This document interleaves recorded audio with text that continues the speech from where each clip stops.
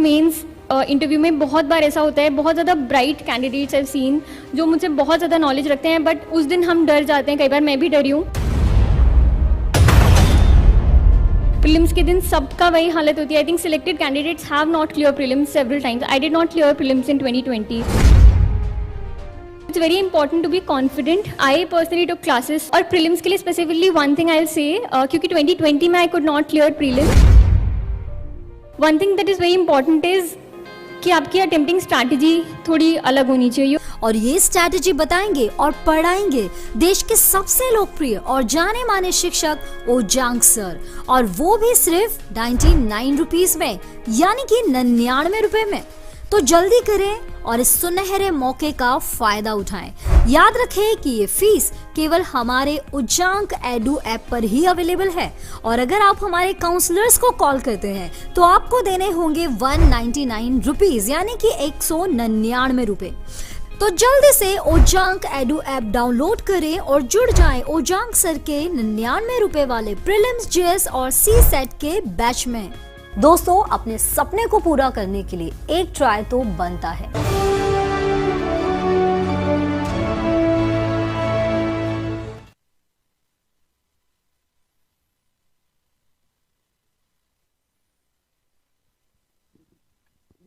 नमस्कार दोस्तों, कैसे हैं आप सभी। स्वागत करता हूं आप सभी का आज की क्लास में, और बहुत ही महत्वपूर्ण क्लास होने जा रही है उन सभी के लिए जो यूपीएससी को क्रैक करने का सपना देख रहे हैं, जो लबासना पहुंचने का सपना देख रहे हैं। स्वागत करता हूं तहे दिल से इस जोश के साथ एक जोशीली सुबह में, जहां पर आप और हम मिलकर अपने सपनों को पूरा करेंगे। So let's start this journey. हम इस जर्नी को शुरू करते हैं, और आज यूपीएससी अगर आप क्रैक करना चाहते हैं तो आज मैं आपको वो 7 सिद्धांत बताने जा रहा हूं, जिन 7 तरीकों से आप यूपीएससी अगर आप अपनी आदत में लेकर आते हैं, हैबिट में लेकर आते हैं, तो डेफिनेटली आपको यूपीएससी क्रैक करने से कोई भी रोक नहीं सकता। तो सोचना किस बात का, तैयार हो जाइए दोस्तों, जिस महत्वपूर्ण बात के लिए हम अपनी तैयारी को शुरू करना चाहते हैं। Let's start. तो मुझे बताइए, क्या आप तैयार हैं इस जर्नी के लिए? प्लीज मुझे कमेंट बॉक्स में बताइए, yes sir we are ready, pen और पेपर के साथ। और यहां जो आज मैं बताने जा रहा हूं वो 7 तरीके जो सारे टॉपर्स फॉलो करते हैं, वो 7 तरीके जो आपकी हैबिट में होना चाहिए। हैबिट का मतलब होता है कि सुबह उठ के रात तक सोने तक आप उसको दोहराते हैं, बार बार दोहराते हैं, प्रोडक्टिविटी बूस्टर में उसको डालते हैं कि मुझे ये 7 हैबिट्स अपने साथ लेकर चलनी ही चलनी है। तो अगर आप तैयार हैं तो कमेंट बॉक्स में मुझे बताइए, सर वी आर रेडी। और ये 7 की 7 हैबिट्स हम अपनी लाइफ में लेकर आएंगे, अपने शेड्यूल में लेकर आएंगे, ताकि हम भी सफल हो सके। ये टॉपर्स का आउटकम है और ये टाइम टेस्टेड मैथड है। अगर ये 7 की 7 हैबिट आप मुझे बताएंगे इसमें से कौन सी हैबिट अभी आप फॉलो करते हैं और 2023 में कौन सी हैबिट को आप अपने अंदर लेकर आना चाहते हैं। ये तरीके नहीं है, ये आदतें हैं। तरीके बदले जा सकते हैं, आदतें स्थायी हो जाती हैं। तो आपको हमेशा अपनी लाइफ में ये चीजें लेकर चलनी है। तो अगर आप तैयार हैं इन 7 चीजों के लिए, या अगर आप जानना चाहते हैं कि 7 चीजों में कुछ चीजें मेरे पास नहीं है, तो आप उसके लिए तैयार हो। तो सभी बिगिनर्स का मैं स्वागत करता हूं, वो सभी जो आईएएस बनने का सपना देखते हैं, उनके लिए बहुत महत्वपूर्ण चीजें और इससे संबंधित जो और विस्तारित वीडियो है वो डिस्क्रिप्शन लिंक पे मैंने दे दिए हैं। जैसे जैसे मैं आपको बताता जाऊंगा उनमें कैसे आपको मास्टरी करनी है, इससे रिलेटेड और जो मेरी वीडियो है, जो बहुत कंप्रिहेंसिव वीडियो हैं, वो भी मैंने इसके साथ आपको लिंक कर दिया है।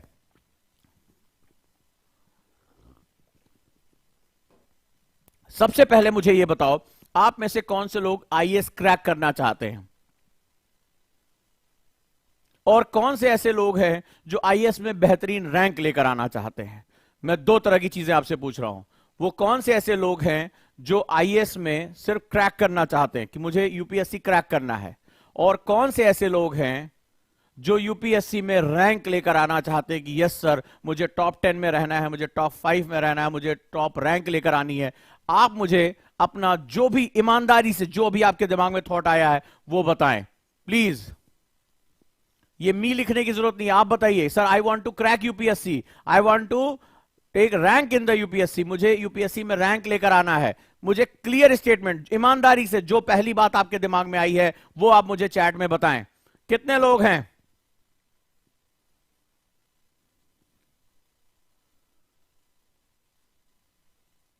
क्योंकि माइंडसेट ईमानदारी से बदलना नहीं है, जो पहला थॉट आपके दिमाग में आया है वही आप ईमानदारी से लिखेंगे।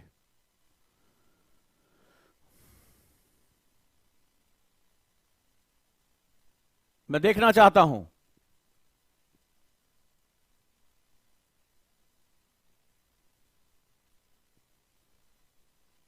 Very good.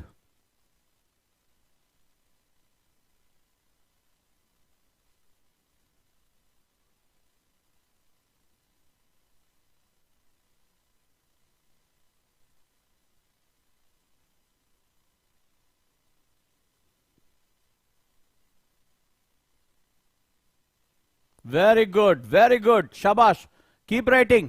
मुझे सबके आंसर चाहिए, मैं देखना चाहता हूं आपका माइंडसेट कैसा है। किसी ने कहा 100, किसी ने कहा 30, किसी ने कहा टॉप 10 में आना है, किसी ने कहा मैं सिर्फ क्रैक करना चाहता हूं। मैं सबकी बातें सुन रहा हूं, सबकी बातें जो है देख रहा हूं, आप क्या लिख रहे हैं। किसी ने कहा मुझे रैंक 1 लेकर आना है, किसी ने कहा फर्स्ट अटेम्प्ट में यूपीएससी क्रैक करना है। Come on come on come on, मुझे अपनी बात बताइए। मैं जानना चाहता हूं कि आप किस माइंडसेट के साथ आज की क्लास सुनने जा रहे हैं, किस क्लास को देखने जा रहे हैं, क्योंकि मैं आपको बताऊंगा ये क्लास किसके लिए है। ये यूपीएससी माइंडसेट का गेम है। जीतने और हारने वाले के बीच में बहुत फर्क नहीं होता। जीतने वाले और हारने वाले के बीच में सिर्फ एक दिमाग होता है। एक दिमाग जो हार को स्वीकार कर लेता है और एक दिमाग जो सिर्फ जीतने के लिए बना है और जीतने के लिए ही लड़ता है। बस ये दिमाग का खेल है। यहां शरीरों की कोई वैल्यू नहीं है, यहां दिमागों की सबसे बड़ी बात है, और दिमाग के अंदर माइंडसेट होता है, वो उसकी सबसे बड़ी बात है। So let's start. अब हम शुरू करते हैं कि बेसिकली ये क्लास किसके लिए है। ये क्लास कई टॉपर्स, कई जो मेरे स्टूडेंट सेलेक्ट हुए हैं, लबासना जो हम हर साल जाते हैं, ये क्लास में उन सभी का निचोड़ है। इस क्लास में उन सभी की बातें हैं जो उन्होंने फॉलो की ही की। भले चाहे किसी ने शेखर बंदोपाध्याय पढ़ा या किसी ने एनसीईआरटी पढ़ा, किसी ने विपिन चंद्रा पढ़ा, किसी ने लक्ष्मीकांत पढ़ा,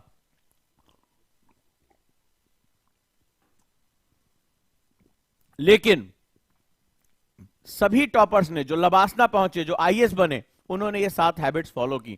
तैयार हैं ये सातों के सातों टॉपर्स को कॉपी करने के लिए, टॉपर्स की हैबिट्स को अपने अंदर लाने के लिए। और फिर मैं कह रहा हूं दीज आर हैबिट्स, आदत है, और ये वो तरीके हैं जो आपको लबासना पहुंचाएंगी। तो जिनका भी ख्वाब है रैंक लाने का, मेरे स्टूडेंट यूपीएससी क्रैक करने के बारे में नहीं सोचते, मेरे स्टूडेंट रैंक लाने के बारे में सोचते हैं कि मुझे रैंक लानी है और मुझे आगे बढ़ना है।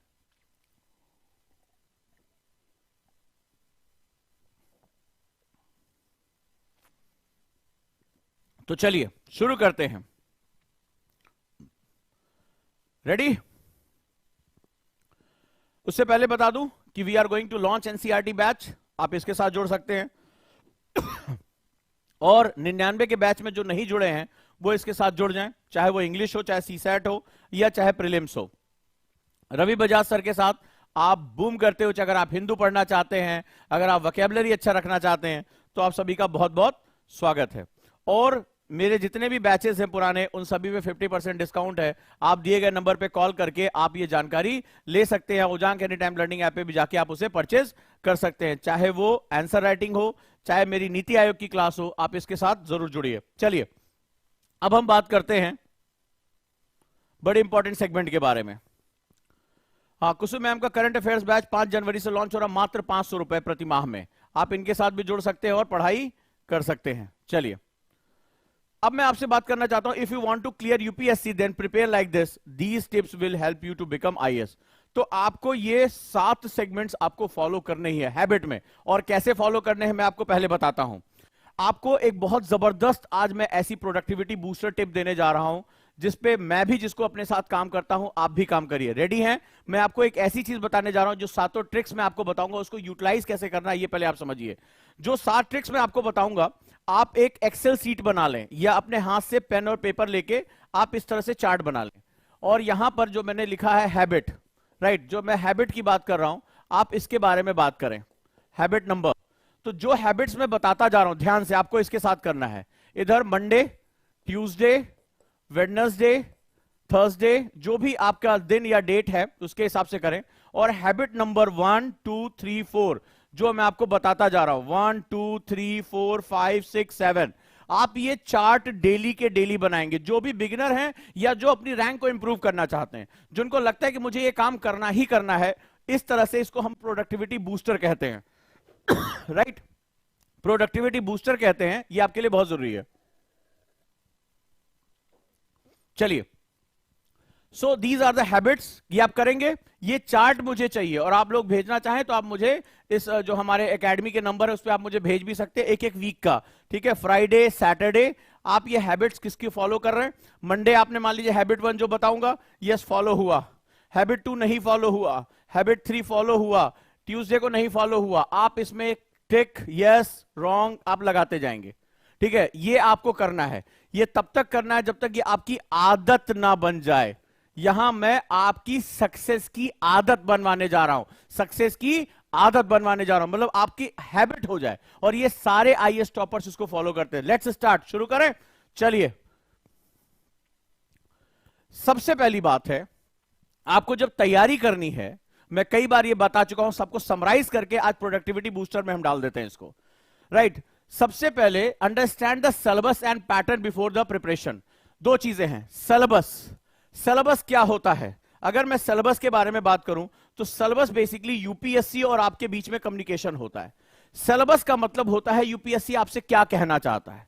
देखिए, मान लीजिए आपसे बात की गई नारी सशक्तिकरण, एक टॉपिक दिया है, अब आपने अखबार खोला, जिस स्टूडेंट का सिलेबस पे कमांड नहीं है, चाहे वो प्री का सिलेबस हो चाहे मेंस का सिलेबस हो, जिस स्टूडेंट का सिलेबस पर कमांड नहीं है वो यूपीएससी कभी भी क्रैक नहीं कर सकता, क्योंकि ना वो कभी न्यूज़पेपर पढ़ पाएगा, ना वो कोई किताब पढ़ पाएगा, क्योंकि यूपीएससी के लिए कोई बुक्स आती ही नहीं है, सब यूनिवर्सिटी की बुक्स हैं।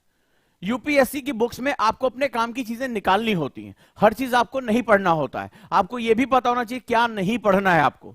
लेकिन जो यूपीएससी का सिलेबस है वो डिकोड करना बहुत जरूरी है। डिकोड करना, डिकोड करने का मतलब, मान लीजिए आपका पेपर 1 में वुमेन इंपावरमेंट है, नारी सशक्तिकरण।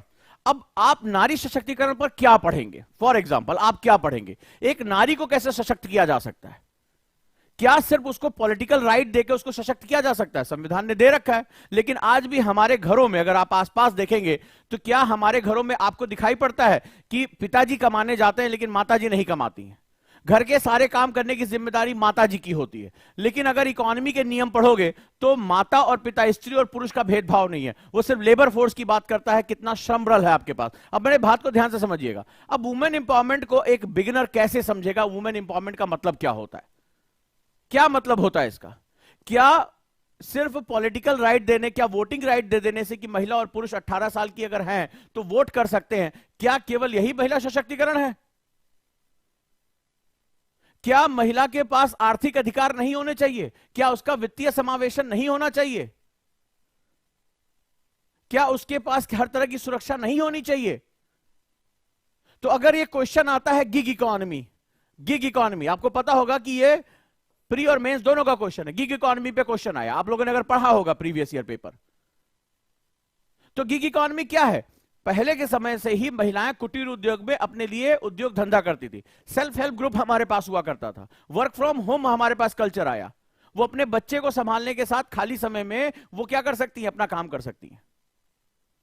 इस तरह का चलन लगातार बढ़ता चला जा रहा है। अब ये क्या हो रहा है, एक महिला को केवल पॉलिटिकल राइट देने से वो सशक्त नहीं हो जाएगी, कि जब तक कि तुम उसके आर्थिक भागीदारी तय नहीं करते हो।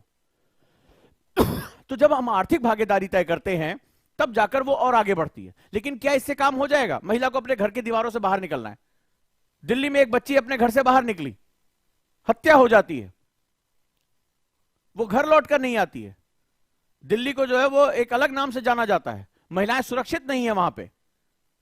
तो क्या महिलाओं के लिए, मान लो उसके पास नौकरी का भी अधिकार, नौकरी के लिए जा रही है, पुरुष रात में काम कर रहा है तो ठीक है, लेकिन महिला रात में काम करने निकल रही है तो उसके जो है वो इज्जत आबरू पे खतरा आ जा रहा है। तो इसका मतलब है कि ये जो टॉपिक वुमेन इंपावरमेंट है ये बहुत वास्ट है, इसके कई आयाम हैं और ये सोचना बहुत जरूरी है, क्योंकि एक टॉपिक के अंदर जो है वो कई टॉपिक छिपे होते हैं, जो सब टॉपिक छिपे होते हैं।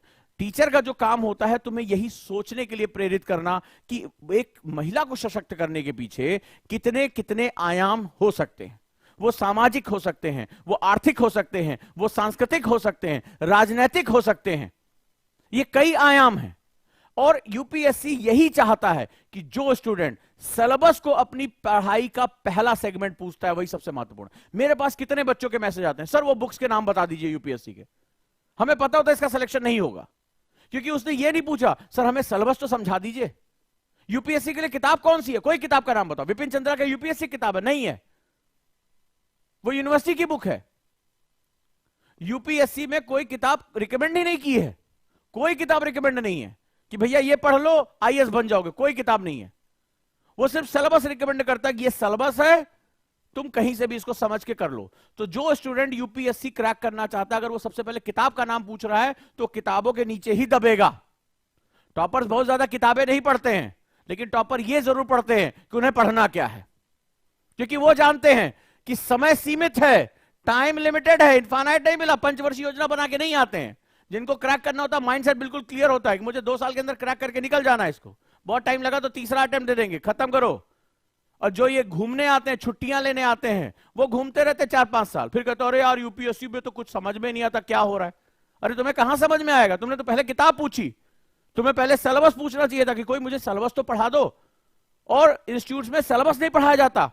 टीचर आया, बोला आज हिस्ट्री की क्लास है, आज ज्योग्राफी क्लास है, दे दनादन बच्चा भी खुश, अरे हिस्ट्री ज्योग्राफी, उसको लगता है कि वो यूनिवर्सिटी में बैठा हुआ है, वो कॉलेज का एग्जाम देने जा रहा है। अरे कॉलेज का एग्जाम नहीं है यूपीएससी, तुम्हारे व्यक्तित्व का एग्जाम है। क्लर्क नहीं बनाएंगे तुम्हें, अधिकारी बनाएंगे, डीएम बनाएंगे तुम्हें, तुम्हें प्रशासन संभालना है, जिंदगी सिलेबस होगी, रोज ऐसे नए नए केस आएंगे। देख रहे हो क्या हो रहा है दिल्ली में बच्ची के साथ जो हुआ, रोज नए ट्विस्ट आ रहे। मीडिया ने ट्रायल कर दिया, मैंने एक मीडिया का चैनल देखा, उसने कहा कि ये एक्सीडेंट नहीं हत्या है, दिल्ली पुलिस के ऊपर क्वेश्चन उठा दिया, ज्वाइंट कमिश्नर के ऊपर क्वेश्चन उठा दिया, आईपीएस ऑफिसर के ऊपर। अब कितना दबाव आ चुका है सोच के देखो, सरकार का दबाव, मीडिया का दबाव, सोसाइटी का दबाव, और ऐसे दबाव में काम करना है। कौन सा सिलेबस काम आएगा यहां पे? तुम्हें लॉ एंड ऑर्डर मेंटेन करना है, पुलिस बल को भी देखना है, कहां गलतियां हुई ये भी समझना है, उनका मनोबल भी टूटने नहीं देना है। कितना मुश्किल काम होता होगा, जरा अंदाजा लगा के देखो। और तुम सोच रहे हो कि तुम हल्के व्यक्तित्व के साथ कुछ रट के तुम आईएएस बन जाओगे, आईपीएस बन जाओगे, संभव नहीं है। तो जब कभी एकेडमी में जाओ, बोलो कि सिलेबस किसने मुझे पढ़ाया है, किताबें तो बहुत पढ़ा ली बेटा, ऐसी कौन सी बात है, मैं किताबों में पढ़ूंगा क्या? तो किताबों में पढ़ने के लिए सिलेबस का जानकारी बहुत जरूरी। मोर देन 17 लेक्चर्स यहां पे मैंने डिस्क्रिप्शन में लिंक दे दिया है, जाओ और जितने सिलेबस का इतना डेप्थ एनालिसिस है, जितने में लोग आधा कोर्स पढ़ा देते उतने मैंने सिलेबस समझाया है, एक एक पॉइंट के अंदर कितनी कितनी बातें छुपी हुई हैं, कैसे अपना माइंडसेट डेवलप करोगे। क्योंकि अगर तुम सिलेबस नहीं जानते तो कभी भी आप न्यूज़पेपर नहीं पढ़ पाओगे, चाहे हिंदू हो, भास्कर हो, एक्सप्रेस हो, कोई भी हो, आप पढ़ ही नहीं पाओगे, क्योंकि आपको पता ही नहीं कि न्यूज़पेपर में आपको पढ़ना क्या है। राइट, पढ़ना क्या है। तो सिलेबस का मैंने सारे जितना पूरी प्लेलिस्ट है मैंने डिस्क्रिप्शन में दे दी है। अब आ जाओ पैटर्न। पैटर्न का मतलब होता है ऊंट किस करवट बैठेगा, ठीक है। जैसे कल ही क्लास में हम बात कर रहे थे, तो पैटर्न पहले क्या था, आप पुराने लोगों से अपना सलाह लेके चले आए, वो बोले अरे भैया कुछ नहीं, हिस्ट्री ज्योग्राफी पॉलिटी पढ़ लो। अच्छा, अभी क्वेश्चन क्या हो रहा है, अब क्वेश्चन स्टैटोडायनेमिक आ रहा है। क्वेश्चन का स्टैटोडायनेमिक मतलब अभी जो विमर्श चल रहा है उसको लेकर वो आपके कॉन्सेप्ट जानना चाहते हैं। तो पैटर्न को समझना बड़ा जरूरी है। पैटर्न को समझने के लिए प्रीवियस ईयर कम से कम 5 साल के क्वेश्चन आपके पढ़े होने चाहिए, प्री और मेंस का। कितने लोगों ने मुझे कमेंट बॉक्स में बताओ, कितने लोगों ने जब तैयारी शुरू की तो ये दोनों स्टेप फॉलो किए? कितने लोगों ने सिलेबस को न सिर्फ पढ़ा, उसको डिकोड किया, एक एक बातों के अंदर छुपी हुई 50 बातों को निकाला। जब शहरीकरण का टॉपिक पढ़ा तो शहरीकरण के सारे डायमेंशन उन्होंने लिखे। कितने लोगों ने किया? और कितने लोगों ने 5 साल का या 10 साल का प्री और मेंस का क्वेश्चन पढ़ डाला? कितने लोगों ने? कितने लोगों ने ये दोनों काम किए और उनको पैटर्न पता चला कि हिस्ट्री से इस तरह के क्वेश्चन आ रहे हैं, अब ज्योग्राफी में इस तरह के क्वेश्चन आ रहे हैं, अब पर्यावरण के क्वेश्चन ज्यादा पूछे जा रहे हैं और ऑर्थोडॉक्स ज्योग्राफी कम पूछी जा रही है। पिछले 3 सालों में मैपिंग के क्वेश्चन बहुत ज्यादा बढ़ गए हैं, ठीक है। अब किस तरह से अप्लाइड क्वेश्चन ज्यादा हो रहे हैं, अब स्टैटिक क्वेश्चन कम आ रहे हैं। अब ये नहीं पूछ रहा है कि फलाना लड़ाई कब हुई, फलाना क्या हुआ, अब वो आर्ट एंड कल्चर के क्वेश्चन ज्यादा पूछ रहे हैं। तो कितने लोग ये बात कर पा रहे हैं? कितने लोग ईमानदारी से बताओ, जिन लोगों ने तैयारी शुरू की इन दोनों लोगों ने ये स्टेप फॉलो किया? कितने लोगों ने? इवन दो जो स्मार्ट स्टूडेंट हैं, ठीक है, जिनको स्मार्ट कहा जाता है, वो इंटरव्यू के क्वेश्चन भी निकालते हैं कि इंटरव्यू की तैयारी में किस तरह के क्वेश्चन पूछे गए। हॉबी, अभी से वो हॉबी तैयार कर रहे हैं। तुम लोगों को हल्का लग रहा होगा, अपनी हॉबी पे काम कर रहे हैं, वो लोग अपने डैप पे काम कर रहे हैं। वो लोग डैप पे पढ़, मेरे बच्चे कई ऐसे जो डैप मांगते हैं कि सर मुझे दे दीजिए, हम ये क्वेश्चन देखना चाहते हैं। किस तरह के क्वेश्चन इंटरव्यू में पूछे गए, क्या उनके बेसिक ग्रेजुएशन से पूछा जा रहा है, क्या उनके ऑप्शन से पूछा जा रहा है, वो हर स्टेज पे तैयार है, क्योंकि वो भी एक इंपॉर्टेंट स्टेज है। तो जो तैयारी करता है ना, हॉलिस्टिक तैयारी करता है। और जो लोग खाली बहकने बहकाने आए हैं, अरे क्या कर रहे हो, बोले आईएएस की तैयारी कर रहे हैं, अरे अभी किताब खरीदे हैं, और उनको मैं सीधे सीधे पूछता हूं, बताओ शहरीकरण कहां कहां है? पहला पेपर में है लग रहा है। तो मैंने कहा दूसरे में कहां है? दूसरे में कहां है? दूसरे में तो पॉलिटी है। बोला अच्छा तीसरे पेपर में है। सर मैं एक बार देखे थे, उन्होंने कभी एनालिसिस ही नहीं किया कि एक शहर केवल भौगोलिक इकाई नहीं होती है, एक शहर राजनीतिक इकाई भी होती है, पॉलिटिकल यूनिट भी है, और एक शहर आर्थिक इकाई भी है, क्योंकि शहरों को आर्थिक समृद्धि का इंजन कहा जाता है। शहर का मतलब ही होता है जहां 2/3 आबादी कृषि कार्यों में संलग्न ना हो। उन्होंने कभी सोचा ही नहीं कि ये तीनों पेपर में है, और तीनों पेपर में इसके डायमेंशन अलग अलग होंगे।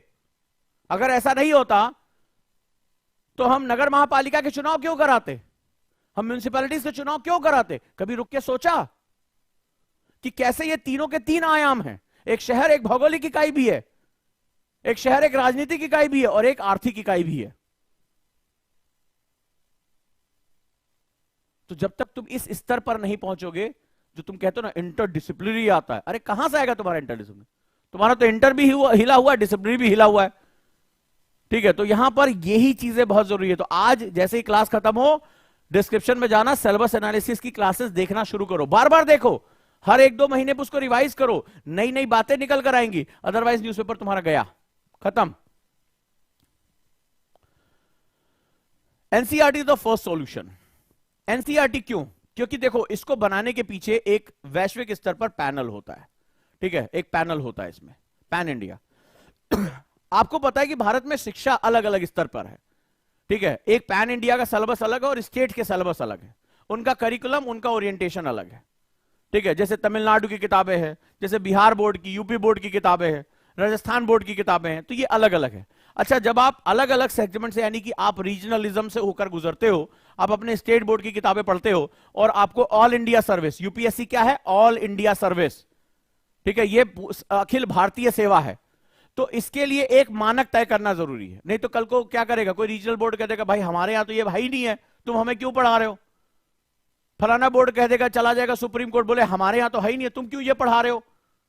तो अखिल भारतीय सेवा के लिए एक ऐसा बेस चाहिए जो अखिल भारतीय रूप से मान्य हो, और उसको बनाने का जो करिकुलम है, जो भारत की राष्ट्रीय शिक्षा नीति होती है, जो भारत की राष्ट्रीय चीजें होती हैं, वो उसके लिए बहुत इंपॉर्टेंट है कि भैया भारत की शिक्षा नीति क्या है।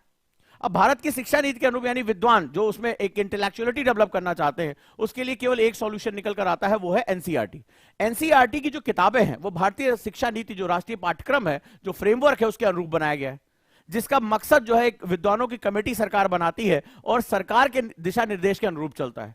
अब यूपीएससी को एक अखिल भारतीय सेवा के लिए तुम्हारा बेसिक इंटेलेक्चुअल चेक करना है कि तुम्हें सब्जेक्ट की कितनी नॉलेज है, इतिहास की, भूगोल की, इकोनॉमी की, साइंस की, तुम्हें क्या बेसिक समझ कितनी है।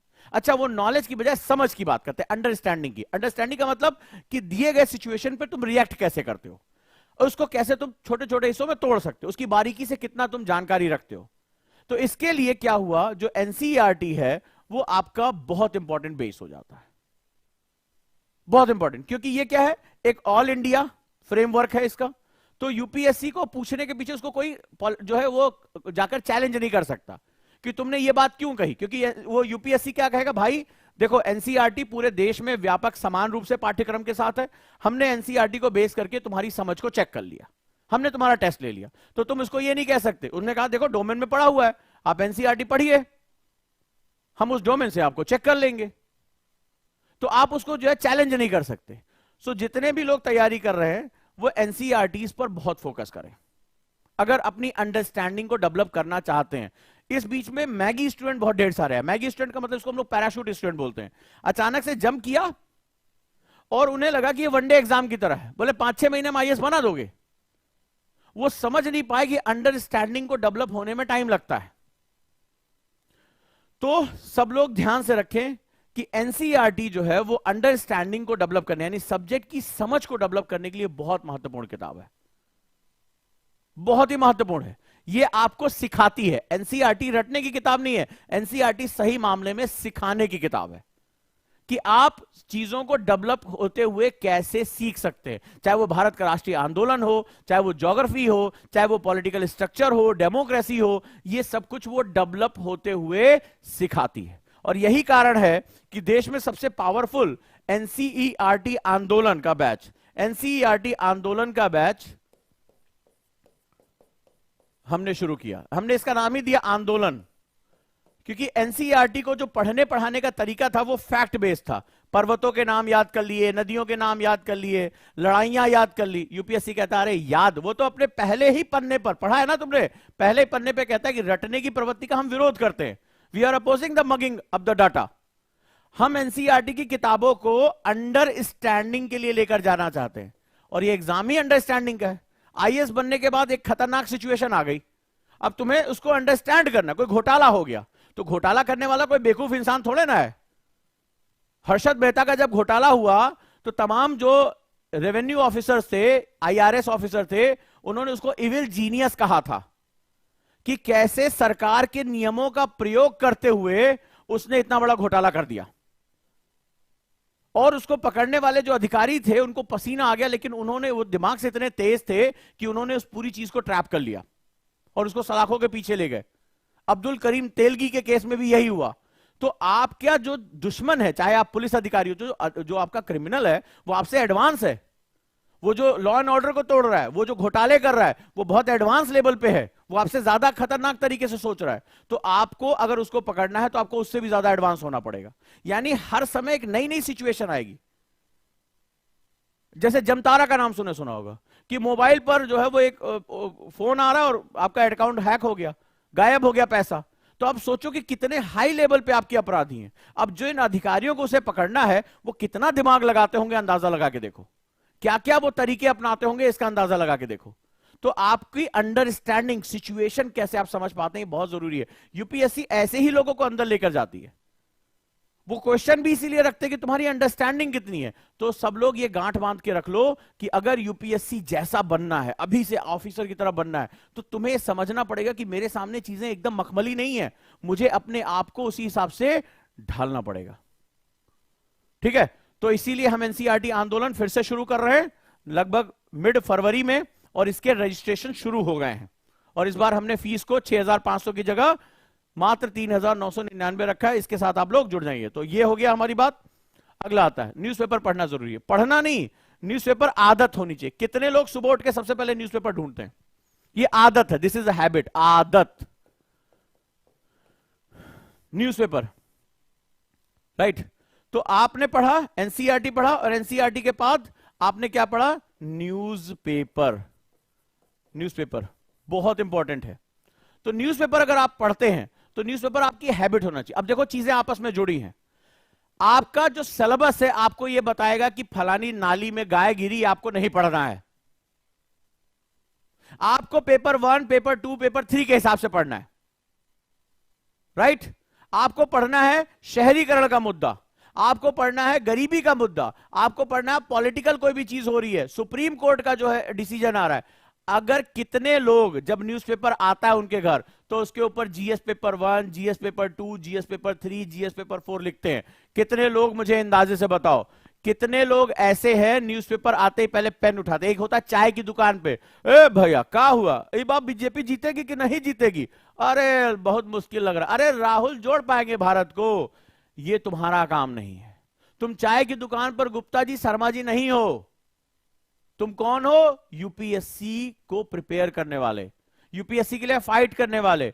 तो तुम्हारे लिए वो भारत जुड़ रहा है नहीं जुड़ रहा है, मोदी जी कुछ कर रहे हैं कि नहीं, तुम्हारे लिए तुम्हारे सिलेबस के अकॉर्डिंग कुछ है। इंफ्रास्ट्रक्चर प्रोजेक्ट आ रहा है, आज सारे बॉर्डर्स को जो है वो लिट करने की बात हो रही है, जीवंत करने की बात हो रही है। सरकार जो है वो डायरेक्ट टू होम जो कनेक्शन है वो गांव में पहुंचा रही ताकि सूचना की क्रांति हो सके। ये तुम्हारी न्यूज है। किस नेता के ऊपर स्याही फेंकी गई, ये तुम्हारी न्यूज नहीं है। तो कितने ऐसे लोग हैं जो न्यूज़पेपर में सुबह उठ के, ईमानदारी से मुझे चैट करो, मुझे बताओ कितने लोग सुबह उठ के GS paper 1 economy, GS paper 3 science and technology, GS paper 3 agriculture, कितने लोग ये काम करते हैं? कितने लोग कर सकते हैं? जल्दी मुझे बताओ। एनसीईआरटी आंदोलन, हमारे सारे बैचेस बाइलिंगुअल होते हैं, हिंदी इंग्लिश दोनों में, नोट्स हिंदी इंग्लिश दोनों में रहते हैं। आप चाहे रात में पढ़ो चाहे सुबह पढ़ो, हैबिट होनी चाहिए। नहीं पढ़े तो जीवन अधूरा है, दिन अधूरा है। कितने लोग करते हैं? देखो जैसे पूजा ने लिखा, नहीं लिखते हैं।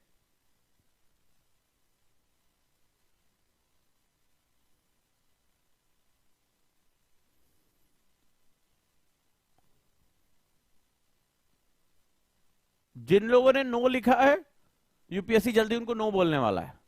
ये हैबिट डाल लो, सुबह पेन के साथ न्यूज़पेपर उठाओगे या शाम को जब भी पढ़ते हो। अगर पीडीएफ पढ़ते हो तो पीडीएफ पे भी एनोटेट करने के लिए आता है। जो लोग न्यूज़पेपर पहले पूरा देखा जाता है, न्यूज़पेपर पूरा एक तरफ से पलट लो, इसके बाद जो तुम्हारे काम की खबरें हैं सिलेबस के अकॉर्डिंग, उस पे जीएस पेपर 1 पॉलिटी, मान लो अभी नक्सलाइट्स को लेकर बात हुई, हमारी आंतरिक सुरक्षा को लेकर, इंटरनल सिक्योरिटी किस पार्ट में, कितने लोग मुझे बताएंगे चैट में, मुझे बताइए इंटरनल सिक्योरिटी जीएस के किस पार्ट में है। मान लो नक्सलाइट से बचने की बात हो रही है, अभी राजौरी में एक घटना हुई, इंटरनल सिक्योरिटी किस पेपर में है, किस पेपर का पार्ट है?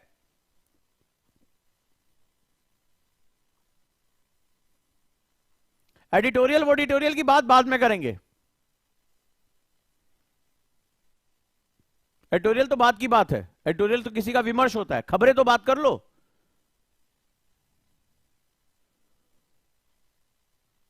तो आपको अब देखो, किसी ने लिखा जीएस पेपर 4 का पार्ट है, बताइए, किसी ने लिखा जीएस पेपर 2 का पार्ट है। अब सोचिए आप आईएएस की तैयारी कर रहे हैं, आपको यही नहीं पता कि आपकी जो खबर है वो आपको किस पेपर में हिट करने वाली है, क्योंकि अभी तो आपको इसी से और जोड़, ये सातों हैबिट आपस में जुड़ी है, सारे टॉपर्स यही हैबिट फॉलो करते हैं। आईएएस बनना बहुत आसान है, तरीके अगर आपके सही हैं। आईएएस बनना बहुत मुश्किल है, अगर आप रास्ते पे गलत है तो बहुत दिक्कत हो जाएगी। तो आज से क्या करना है, न्यूज़पेपर सिलेबस को उठाना है। सिलेबस कहां मिल रहा है, मैंने देश का सबसे कंप्रीहेंसिव सिलेबस एनालिसिस किया है, डिस्क्रिप्शन में उसकी लिंक दे दी है।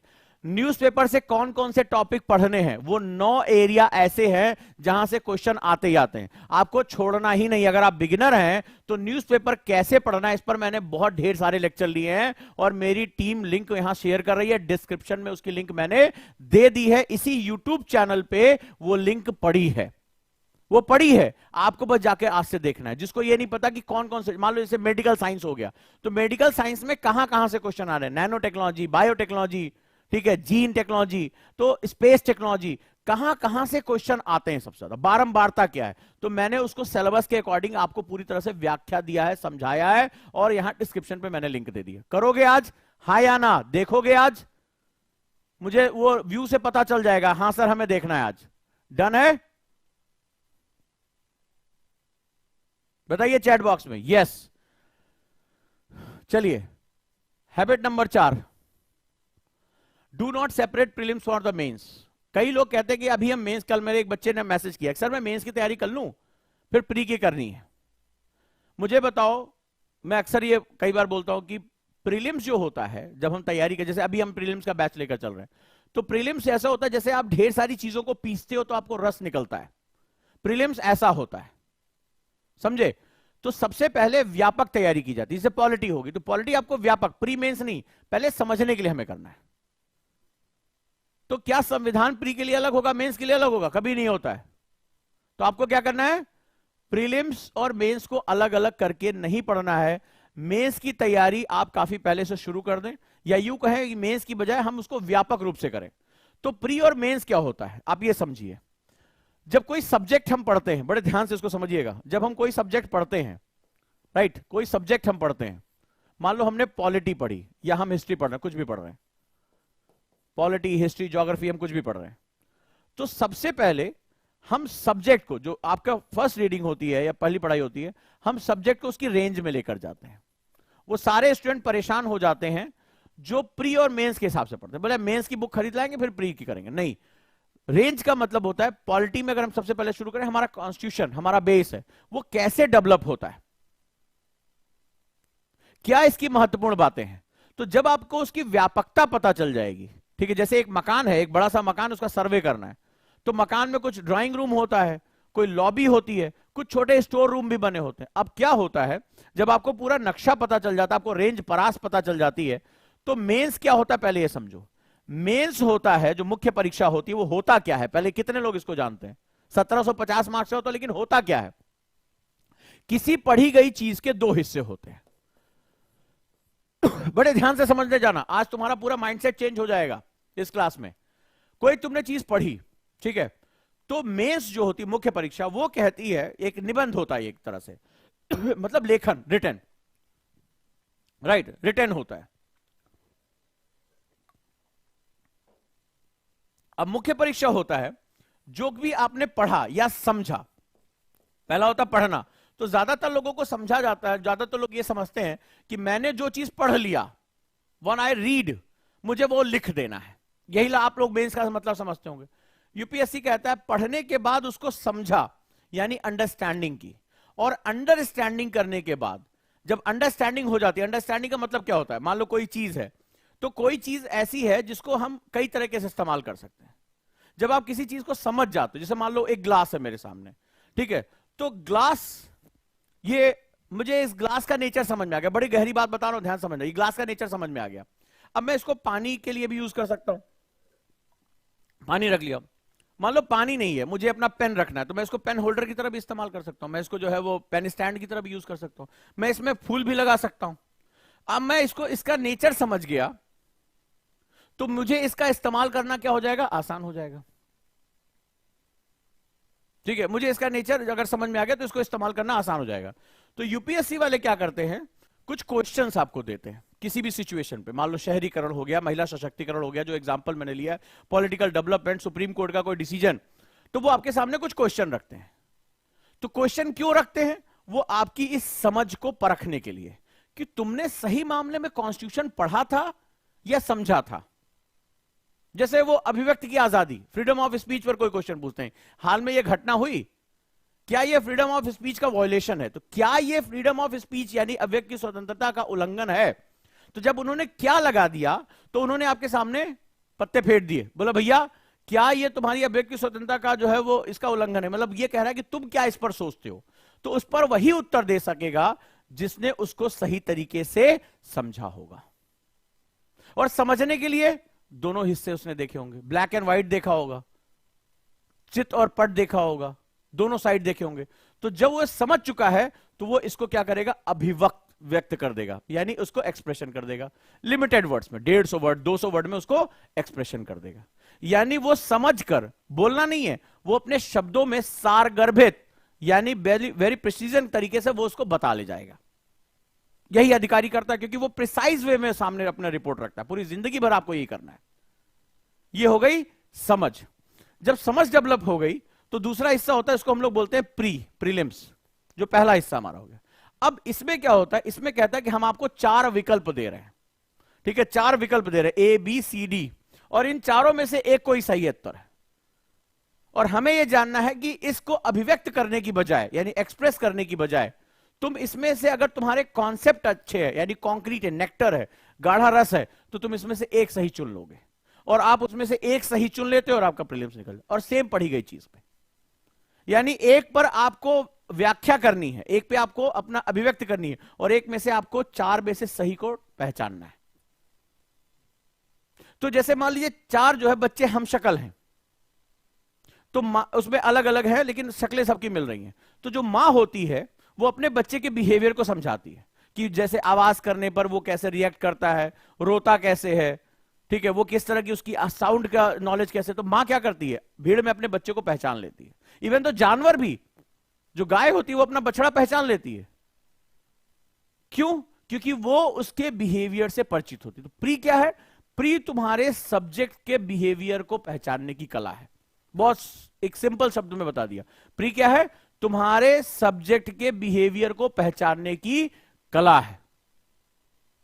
तो जैसे मां पहचान जाती है अपने बच्चे को भीड़ में, जानवर अपने बच्चे को पहचान जाता है, आपको भीड़ में यानी 4 ऑप्शन दिए हैं, इससे संबंधित जो ऊपर स्टेटमेंट या क्वेश्चन है उसमें जो सही आंसर वो आपको पहचान जाना, बस। बड़ा सिंपल है इसमें। तो प्रीलिम्स इस तरह से आप करें और मेंस करें। अगला, अभी कल भी मैंने अपना एक बच्चे के साथ एक डिस्कशन किया, ऑप्शनल चुनने में देरी ना करें। कल मेरे पास एक मैसेज आया, एक मेरा पुराना स्टूडेंट, मैं हमेशा कहता था कि ऑप्शनल में कम से कम 2 बार पढ़ना पड़ेगा, एक बार में ऑप्शनल उसको नहीं समझ में आता। कल जब उसने ऑप्शनल पढ़ा तो कल उसने मैसेज मुझे किया कि सर आप सही कहते थे क्लास में, मैंने ये फोल्ड पढ़े थे हिमालयन के, पहली बार पढ़ा नहीं समझ में आया, जब दूसरी बार पढ़ा तब समझ में आया कि इसका मतलब क्या होता है। हमें यह लगता है कि कई बार हम बोलते हैं अरे 4 to 5 मंथ, ऐसे लिखा ना 4 to 5 मंथ में ऑप्शनल रेडी हो जाएगा। 4 to 5 मंथ में ऑप्शनल टीचर खत्म कर देगा, तुम्हारा शुरू होगा कि नहीं होगा ये कोई गारंटी नहीं है। और जितना मैं खुद पढ़ाता रहा हूं, ज्योग्राफी ऑप्शनल मेरी क्लासेस चल रही हैं, मैं ये जानता हूं कि ऑप्शनल कम से कम 2 बार पढ़ना पड़ता है। कोई है इस क्लास में? कोई है ऐसा?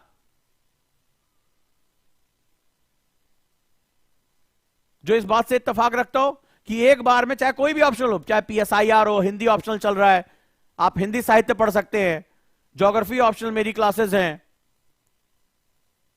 हिस्ट्री ऑप्शनल चल रहा है, आप ये देखिए एक बार में वो कभी नहीं समझ में आता। इसीलिए ऑप्शनल को दुगना टाइम देना पड़ता है।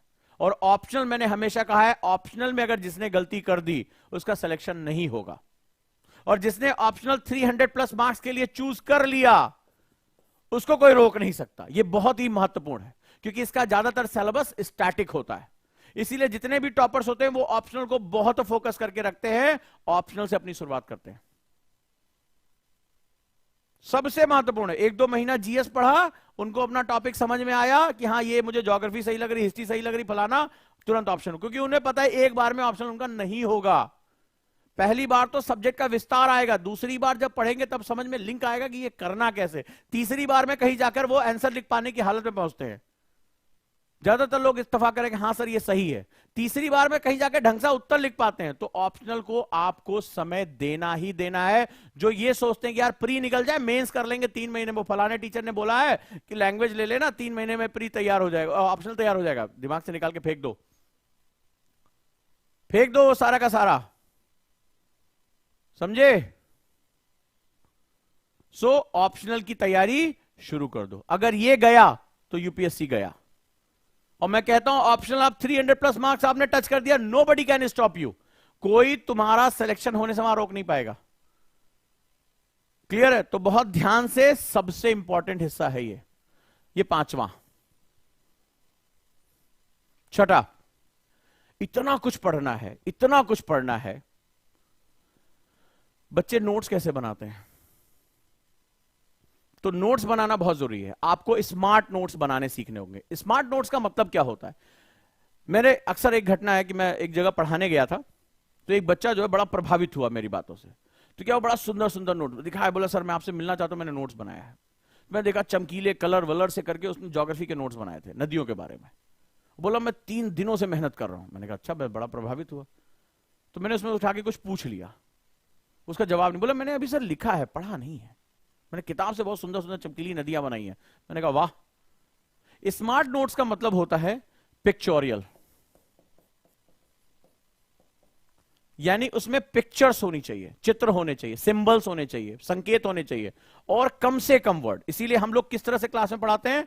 LWMI, less word more information. Less word more information method, यानी कि वहां पर लिंक होने चाहिए। नोट्स ये ऐसे जो आप लोग बड़े बड़े नोट्स लिखते हो, ये नहीं काम आते हैं। आपके एक, जैसे आप मेरे जो भी स्टूडेंट यहां मुझे सुन रहे हैं वो जानते हैं कि पूरा चैप्टर एक पेज पर आके खत्म हो जाता है। पूरा चैप्टर एक पेज पे खत्म हो जाता है, सिर्फ एक पेज पे। उसको हम लोग क्या बोलते हैं? Less word more information method, यानी कम से कम शब्दों में ज्यादा से ज्यादा जानकारियां। ये कीवर्ड बेस पे सारे नोट्स होते हैं।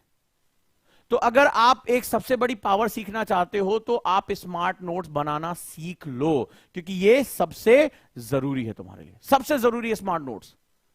क्योंकि इतना कुछ पढ़ रहे हो, रखोगे कहां उसको? और स्मार्ट नोट से रिलेटेड जो वीडियोस हैं उसकी पूरी सीरीज है, विदेशों में भी देखी जाती है, वो भी इसी YouTube चैनल पे पड़ी हुई है। मैं अपने टीम से कहूंगा कि वो लिंक यहां आपको डिस्क्रिप्शन में शेयर कर दें। जो भी मेरे स्मार्ट नोट्स के सेगमेंट हैं, थॉट मैपिंग कैसे करते हैं, LWMI कैसे बनाते हैं, किसी भी किताब को पढ़कर उसका क्रक्स कैसे निकालते हैं, ये भी वीडियो मैंने यहां बनाकर डिस्क्रिप्शन बॉक्स में आपको दे दिया है। स्मार्ट नोट्स अगर नहीं बना पाओगे, ये मोटे मोटे नोट्स कहां तुम रिवाइज कर पाओगे? तो ये तुम्हारी अगली सबसे बड़ी ताकत है। मुझे कमेंट बॉक्स में बताओ कितने लोग स्मार्ट नोट्स बनाते हैं, कितने लोग इस तरह से flow chart, LWMI, spider diagram, thought mapping, ये एडवांस मेथड्स यूज करते हैं। और मैंने हमेशा कहा कि टॉपर्स तो नोट्स नहीं, साइनॉप्सिस बनाते हैं, यानी उनके कई चैप्टर सिर्फ एक पेज पे आ जाते हैं। वो सिर्फ सिंबल्स पे नोट्स बनाते हैं। जैसे मेरी क्लास में होता है, हम लोग क्या होता है, सिंबल्स पे नोट्स बना के निकल जाते हैं। कोई और देखेगा तो समझ ही नहीं पाएगा लिखा क्या है ये। कितने स्टूडेंट, मुझे कमेंट बॉक्स में बताओ, कितने लोग स्मार्ट नोट्स बनाते हैं डेली पढ़ाई में? How many of you? Please comment. और ये भी बताइए कि नहीं सर अभी हम स्मार्ट नोट्स नहीं बनाना सीख पाए हैं। कितने लोग सीखना चाहते हैं? जैसे प्रियंका ने लिखा कि LWMI BTL, आपको पता है कि NCERT हम लोग LWMI और BTL पे पढ़ाते हैं, बिटवीन द लाइन। हम लोग तो बहुत एडवांस हैं अभी। जैसे लिखा ज्योति ने नहीं बना पाते हैं। कितने लोग सीखना चाहते हैं, कमेंट बॉक्स में बताएं। कितने लोग सीखना चाहते हैं नोट्स बनाना? स्मार्ट नोट्स कैसे बनाते हैं, LWMI कैसे बनाते हैं, थॉट मैपिंग कैसे करते हैं, उन सब को मेरी क्लासेस देखनी चाहिए और वो सारे के सारे लिंक यहां ले सकते हैं। आप लोग उसके साथ जुड़ जाइए। तो आज आपको पूरी सिलेबस एनालिसिस की, इंडिया की सबसे कंप्रिहेंसिव सिलेबस एनालिसिस की है वो क्लास देखनी है। न्यूज़पेपर से कौन कौन से टॉपिक आपको पढ़ने हैं उसकी मैंने बहुत कंप्रिहेंसिव क्लास लेनी है, उसकी लिंक मैंने यहां दे दी है। और नोट्स कैसे बनाने हैं इसकी क्लास मैंने आपको यहां पर दे दी है। सिलेबस एनालिसिस में ऑप्शनल कैसे चुनना है इसकी भी क्लासेस हमारी यहां पड़ी हैं। मैं अपनी टीम से कहूंगा कि मैंने जब ऑप्शनल का सिलेबस एनालिसिस किया है तो उसकी भी लिंक यहां पर दे दें डिस्क्रिप्शन में। ठीक है, ये अब आपको हफ्ते भर का होमवर्क देके जा रहा हूं, गलती नहीं होनी चाहिए। और अब आ जाओ 7वां, जिसको लेकर सभी टॉपर्स, मैं जब लबासना गया मैंने पूछा एक हैबिट जो आप मेरे बच्चों को कहना चाहेंगे। उन्होंने कहा लिखना लिखना और लिखना, लिखना लिखना और लिखना। बोला कुछ नहीं, जैसे मैं हूं हमेशा डायरी लेके चलता हूं, ठीक है, हमेशा ये मेरे साथ डायरी चलती है। कुछ भी हुआ तुरंत मैं लिखना शुरू कर देता हूं, कुछ भी हुआ तुरंत मैंने लिखना शुरू कर दिया। डायरी मेरे पास कई रहती हैं, ऑफिस की डायरी, घर की डायरी। तो कितने लोग हैं जो जैसे आज क्लास करने जा रहे हैं, कितने लोग हैं मुझे आप ईमानदारी से भी चैट बॉक्स में बताइए। जैसे आज का टॉपिक है तमिलनाडु में आज पढ़ाने जा रहा हूं या 7 स्टोरी पढ़ाने जा रहा हूं, तो कितने लोग हैं एक सादा पेज लेकर, कितने लोग, क्लास शुरू होने जा रही, कई लोग चैटर बॉक्स, अरे सर अभी आए नहीं है, चैटर बॉक्स हो रहा है। कितने लोग मुझे बताएं, डेट डाला, ये डाली डेट, कितने लोग ये काम करते हैं मुझे बताना। डेट, एक डायरी ले ली। कल मैंने बताया कि मैं आज मेडाइवल इंडिया शुरू करने जा रहा हूं। सो मेडाइवल इंडिया क्या है, why it is known as medieval India, हम क्या सीखेंगे, क्या हुआ था इस दौरान, ठीक है, क्या कोई इंपॉर्टेंट वॉर हुई थी, युद्ध हुआ था, क्या कोई कल्चरल सेटअप हुआ था,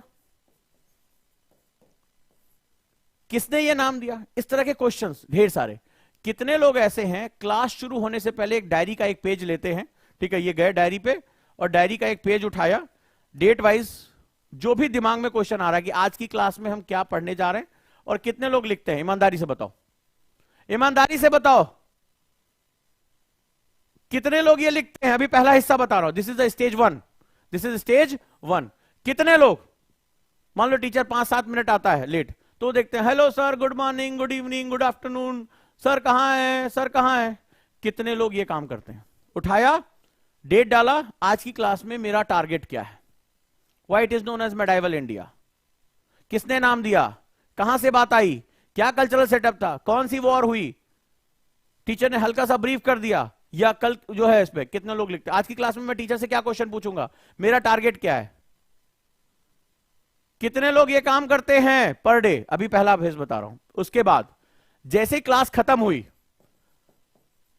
अंगड़ाई लेते, और यार 1 घंटा हो गया, देखिए जरा व्हाट्सएप पे वो उनका सोना बाबू ने क्वेश्चन पूछा कि नहीं, कुछ पूछा कि नहीं, खाना खाया कि नहीं खाया, तुरंत अंगड़ाई लेते हो, अरे यार पूरी बॉडी 1 घंटा बहुत बकबकाए हो जान सर।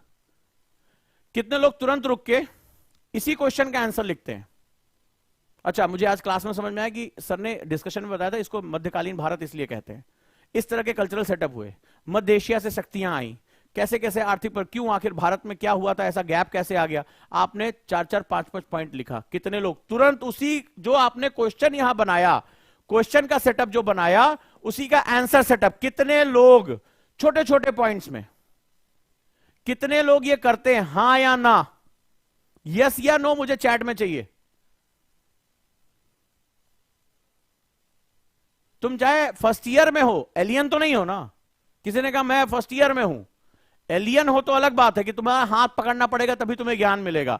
अगर भारतीय हो, इसी दुनिया के हो, तो बोल रहा हूं तो सुन रहे होगे ना। कितने लोग ये दोनों स्टेप फॉलो करते हैं, क्वेश्चन एंड आंसर। ईमानदारी से नहीं तो लिखो नहीं, क्योंकि सिर्फ 2% लोग ये फॉलो करते हैं, ओनली 2% इन एवरी क्लास। और यही लोग सक्सेसफुल होते हैं। तब तुम्हें समझ में आया कि 98% लोग फेल क्यों होते हैं, वो अपनी आदतों की वजह से फेल होते हैं। सिर्फ अभी तक हाईएस्ट से हाईएस्ट मैंने 2% से ऊपर देखा नहीं, जो यस लिख रहे हैं वो भी झूठ बोल रहे हैं। सिर्फ 2% लोग ऐसे होते हैं जो इस क्वेश्चन आंसर फॉर्म में, क्लास से शुरू होने से पहले आज की मेरी क्लास का लर्निंग ऑब्जेक्टिव क्या, these are known as learning objectives. मैं क्या सीखूंगा अपने सर से, और जैसे ही क्लास खत्म हुई तुरंत उनकी बॉडी में अंगड़ाई नहीं आती है, सोना बाबू की याद नहीं आती है, तुरंत उठते हैं और क्वेश्चन का आंसर लिखते हैं। उनके अंदर धैर्य होता है कि यार मेरे सर ने पढ़ाया, मुझे अभी जल्दी से लिख देना, और जो लिख लेता है डायरी में हमेशा के लिए नॉलेज उसकी हो जाती है। वो जो नो आ रहा है मैं जानता हूं, जो लोग यस लिख रहे हैं वो भी झूठ बोल रहे हैं। कभी एक आध क्लास में लिख लिए होंगे डांट वाट के। हैबिट की बात हो रही, हैबिट क्या रहा, क्या तुम ऐसे हो क्या, खाली संडे संडे ब्रश करते हो, जनता मार के भगा देगी, या जाड़क महीना आ गया 15 दिन में एक बार स्नान, 15 दिन में दूसरी बार स्नान, ये हैबिट की बात है ना। रोज ब्रश करते हो, रोज टॉयलेट जाते हो, रोज नहाते हो, तो हैबिट है। हैबिट किसकी है कि किसी भी क्लास में ना छूटे, और हिम्मत है तो डेट वाइज डायरी मुझे भेज दो, फोटो खींच के, किसी भी काउंसलर को भेज दो, सारे नंबर है, भेज के दिखाओ मुझे कि पिछले 10 दिन से लगातार हम कर रहे हैं सर, जान जाए हम कितना दम है तुम्हारे अंदर। तो अब तुम्हें समझ में आया 98% लोग फेल क्यों होते हैं। और ये लबासना जाने के बाद हर स्टूडेंट ने कहा, जो सक्सेसफुल हुआ, जो आज आईएएस है, वो कह रहा है सर ये हमारी हैबिट रही है। हैबिट बोले, अपने बच्चों से बोलिए लिखे लिखे लिखे, और कोई सक्सेस का कोई मंत्र ही नहीं है, ये ब्रह्मास्त्र है। तो अब तुम सोचो कि तुम कहां रहना चाहते हो, 98 वाले में या 2% वाले में, कहां रहना चाहते हो, कहां रहना चाहते हो। इसमें ये फेल का कैटेगरी है। तुम समझ गए ना कि क्यों 1300 लोगों में एक बच्चे का सिलेक्शन होता है, 1300 में से एक बच्चे का सिलेक्शन होता है। तुम कहते हो यूपीएससी कठिन है, हम कहते हो तुम जटिल हो। तुम कहते हो यूपीएससी कठिन है, मैं कहता हूं तुम जटिल हो, तुम नरम हो जाओ, क्योंकि जटिल आदमी रिजिड होता है, वो सीखना नहीं चाहता। तो जब लोहा जटिल हो जाता है तो टूट जाता है, क्योंकि यहां चोट पड़ेगी, यहां तुम्हारे ऊपर ऐसी तैसी तुम्हारी होगी। यूपीएससी भी ठोकेगा, टीचर भी तुम्हें जो है ऐसी तैसी करेगा। तो जैसे तुम्हारे ऊपर चोट पड़ती है तुम टूट जाते हो। अरे जटिल नहीं बनो, सीखने वाले बनो। नहीं आता सीख लेंगे, कोई खड़ा होकर बता रहा है ना, अपना गला फाड़ रहा है, निःशुल्क पढ़ा रहा है तुम्हें, कौन सा तुमसे पैसा ले रहे हैं। अब फॉलो करो ना करो तुम्हारी मर्जी।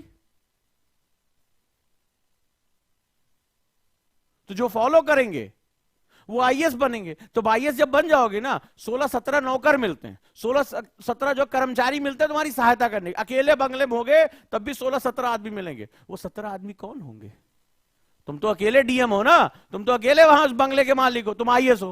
वो 16-17 कौन होंगे, कहां से आएंगे। तो तुम्हें उस बंगले का मालिक बनना है, या तुम्हें उस बंगले में गार्डनिंग करनी है, सुरक्षा करनी है, और चाय पानी पहुंचानी है, ये तय तुम आज कर लो। ये तुम आज तय कर लो, क्योंकि उसके इस एक आदमी के पीछे बहुत ढेर सारे नौकर चाकर कर्मचारी ड्राइवर अर्दली पता नहीं क्या क्या दिया होता है, पूरा राजा की तरह रखते हैं। वो भी तो दूसरे दुनिया से नहीं आते ना, इसी दुनिया से आते हैं। कौन होते हैं वो लोग। आज मजे कर लो, आज जो मेरी सुनेगा वो अपना रास्ता तय कर लेगा। साहब चाय, साहब पानी, साहब गाड़ी तैयार है, साहब मैंने जो है वो फूल नए लगा दिए, या हाँ भाई गाड़ी रेडी है, चलो ऑफिस के लिए चलना है, ये तय तुम करोगे। गाड़ी दोनों को मिलेगी, गाड़ी दोनों को मिलेगी। तुम बहुत रील्स देखते हो ना, शॉर्ट देखते हो आईएएस वाली गाड़ी की, गाड़ी तुम्हें भी मिलेगी, गाड़ी इसको भी मिलेगी, बस फर्क ये होगा पोजीशन अलग होगी। गाड़ी दोनों को मिलेगी कलेक्टर वाली, बस ये वाला चला रहा होगा और ये वाला पीछे बैठ के गाइडेंस दे रहा होगा, राइट ले लेना, ऑफिस पहुंचना है, लेट हो रहा है। ये वाला अपनी फाइलें पढ़ रहा होगा और ये वाला दरवाजा, सर सर प्लीज सर बाहर निकलिए सर, ऑफिस आ गया सर। ये तय तुम करोगे। रास्ते यहीं से शुरू हो रहे हैं, मंजिलें अलग अलग होंगी। रास्ते यहीं से शुरू हो रहे हैं, मंजिलें अलग अलग होंगी, और ये मंजिलें तुम तय करोगे। ये बात याद रखना, समझे।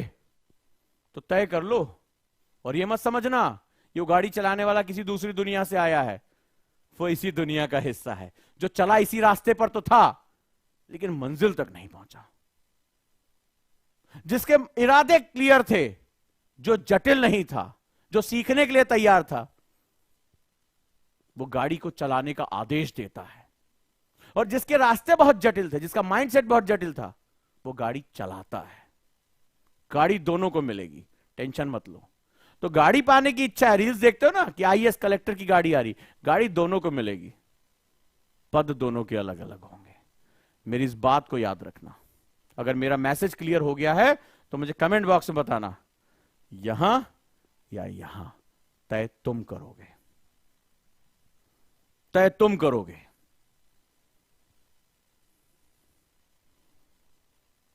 तो दोस्तों 7 सेगमेंट मैंने बताए, 7। अब मुझे बताओ, जब मैं शुरुआत मैंने की तो मैंने तुम्हें एक चार्ट दिया, एक चार्ट दिया, जितने भी मैंने शुरुआत की, ये 7 हैबिट तुम्हारे इस चार्ट में होनी चाहिए। आप मुझे बताओ ये 7 के 7 कौन फॉलो करता है? आप मुझे बताओ। और मुझे पता है किसी ने कहा तो वो झूठ बोल रहा होगा, 7 के 7 करता हूं। कितने लोग 7 करते हैं और कितनी जल्दी, with in 21 days in 7 habits के मालिक होंगे? ये बहुत रिसर्च से निकाली है, सैकड़ों स्टूडेंट से बात करके निकाली है। अगर तुम टॉपर बनना चाहते हो, अगर रैंक लेकर आना चाहते हो, तो इन 7 हैबिट्स को अपने जीवन में उतार लो। और हैबिट मजबूरी नहीं, हैबिट आदत, कि न्यूज़पेपर नहीं पढ़ूंगा तो जिंदगी अधूरी है, नहीं लिखूंगा तो ऐसा लगेगा आज मैंने ब्रश नहीं किया, आज मैंने नहाया नहीं, इस तरह की फीलिंग आएगी। और ये चार्ट आप मुझे भेज सकते हो, मेरे काउंसलर को भेज सकते हो हफ्ते हफ्ते भर में। नंबर आपके पास दिए हुए हैं, कहां आपको कॉल करना है, 87507 111 00, 87507 111 22 33 44 55। हर जगह आप कॉल कर सकते हो, व्हाट्सएप कर सकते हो, भेज सकते हो, अपने एडमिशन के बारे में पूछ सकते हो। और एक और बहुत महत्वपूर्ण बात, मेरे से बात करने का मन कर रहा है, क्वेश्चन पूछने का मन कर रहा है, मैंने एक शुरुआत की है अपने चैनल की। कई लोगों ने कहा सर अपने बारे में कुछ पर्सनल बात करिए। मैं कभी जनरली इससे जो नहीं निकलता, ओजांग शुक्ला व्लॉग्स अभी 2-3 दिन पहले शुरू किया, तो यहां पर अभी सब्सक्राइबर बढ़ते जा रहे हैं। यहां पर मैं स्टूडेंट को लाइव चैट में बुलाता हूं, ओजांग शुक्ला व्लॉग पे। जैसे अभी इन दोनों के साथ, मिशा, ये आदित्य, इन बच्चों के साथ मैंने बात की। मेरी ट्रैवलिंग जो है, मैं कहीं पे जा रहा हूं, वहां के बारे में बता रहा हूं, वहां का ज्योग्राफी बता रहा हूं। तो इस चैनल को सब्सक्राइब कर लो। आप व्हाट्सएप पे अपने क्वेश्चन भेज दो, हम आपको लिंक भेज देंगे, मेरे साथ 1-to-1 डिस्कशन। यहां पर आप जाओगे तो आप देखोगे इन स्टूडेंट के साथ उनके क्वेश्चन लिए हैं, मैंने उनके सवालों के जवाब दिए हैं। तो एक ऐसा एक पर्सनल चैनल है ओजांग शुक्ला व्लॉग, जहां पर आप मेरे साथ जुड़ सकते हो। डेली मैं एक स्टूडेंट के साथ क्वेश्चन आंसर करता हूं, ठीक है, उनके सवालों का जवाब देता हूं। तो यहां पर देखिए आप किस तरह से बच्चे मेरे साथ जुड़े हैं, आप भी जुड़ सकते हैं। तो ये चैनल आप सब्सक्राइब कर लीजिए। दूसरा, इस चैनल को, आईएएस विद ओजांग सर के चैनल को बहुत से बच्चों ने अभी सब्सक्राइब नहीं किया है, और उसकी वजह से उनको बहुत इंपॉर्टेंट जानकारियां, जैसे आज मैंने आपको पूरे सिलेबस एनालिसिस की, बहुत बच्चों को जानकारी ही नहीं है। मेरे नोट्स मेकिंग के कम से कम 3-4 तरीके, किताब पढ़ने के तरीके, ये मैंने इसी चैनल पे बनाए हैं। आप में से कितने लोग हैं जिन्होंने अभी चैनल सब्सक्राइब नहीं किया? प्लीज उसको सब्सक्राइब कर लें, ताकि तुरंत नोटिफिकेशन मिल जाए और हम आपको शेयरिंग कर सकें इस चीज को लेकर कि आप इसके साथ जुड़े रहिए।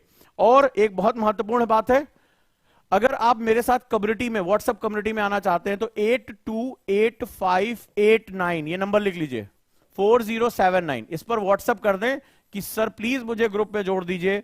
तो मैं ऐसी महत्वपूर्ण वीडियो की लिंक खुद ही प्रोसेस करता रहूंगा, आपको कम्युनिटी बना के जोड़ता रहूंगा, आप अच्छे से काम कर पाएंगे।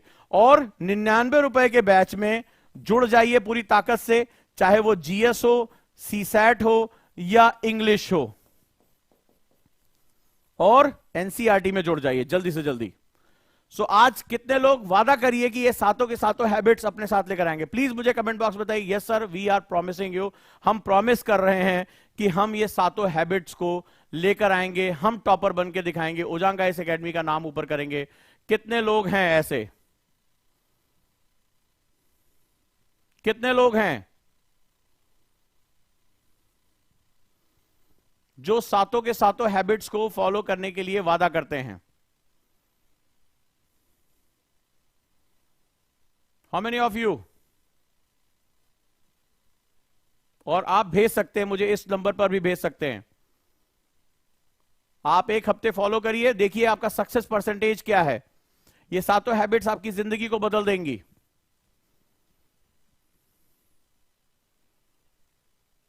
चलिए दोस्तों, मिलते हैं जल्दी ही।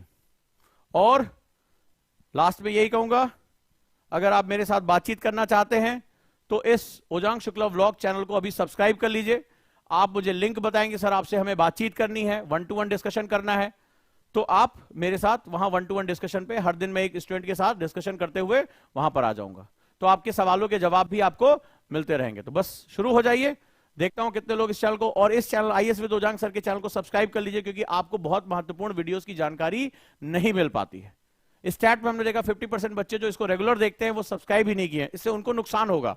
जैसे आज आपको क्या करना है, होमवर्क दे रहा हूं, आज आपको सिलेबस एनालिसिस की वीडियो देखनी है, न्यूज़पेपर में क्या टॉपिक पढ़ने हैं उनकी वीडियो देखनी है, आपको कैसे नोट्स बनाने हैं इसकी वीडियो देखनी है, और ऑप्शनल कैसे चूज करें इसकी वीडियो देखनी है। ये वीडियोस बहुत इंपॉर्टेंट है, और एनसीईआरटी की पूरी सीरीज देखनी है कि एनसीईआरटी से बेस्ट टॉपिक कैसे निकालते हैं, बीटीएल किसे कहते हैं, एलडब्ल्यूएमआई क्या होता है, इसके बारे में आपको जानकारी मिल जाएगी। तो ये काम आपको मैंने बहुत बड़ा दे दिया है, आपको इसके साथ जुड़े रहना है। Thank you. ऐप कौन सी डाउनलोड करनी है? Ojaank any time learning, Ojaank any time learning app आपको डाउनलोड करना है। Ojaank any time learning,